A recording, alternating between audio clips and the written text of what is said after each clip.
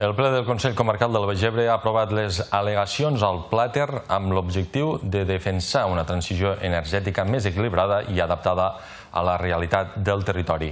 Les propostes reclamen més participació dels ajuntaments en la planificació de les energies renovables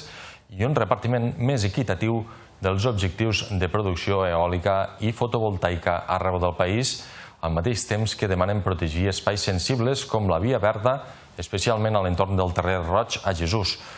Tot plegat ho van decidir a l'últim ple de l'ENS divendres passat. En la mateixa sessió també van aprovar el projecte de sanejament i depuració de Vítem i la colònia Gasol, amb una inversió de prop de 2,4 milions d'euros, així com els comptes generals del sector públic comarcal del 2025, que presenten un resultat econòmic positiu, un baix nivell d'endeutament i estabilitat pressupostària. Hem aprovat les al·legacions que han presentat com a Consell Comarcal al Plàter, unes al·legacions consensuades en el Consell d'Alcaldies que havíem realitzat el mes passat. Tenia un caràcter molt tècnic, podem destacar d'aquestes 5 al·legacions que han presentat. Una, evidentment, és que es tingui més en compte els ajuntaments, consells comarcals i també a tots els actors socials del territori. Les altres més tècniques que han relacionat que es protegeixi més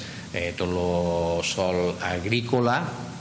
també que els ajuntaments puguen decidir sobre les zones eòliques, que ara no és així, i una també de caràcter més comarcal, que és que protegir la Via Verda i el camí natural de l'Ebre, este atractiu turístic que tenim aquí, i no es pugui ficar cap parc eòlic ni fotovoltaic a 500 metres de la Via Verda.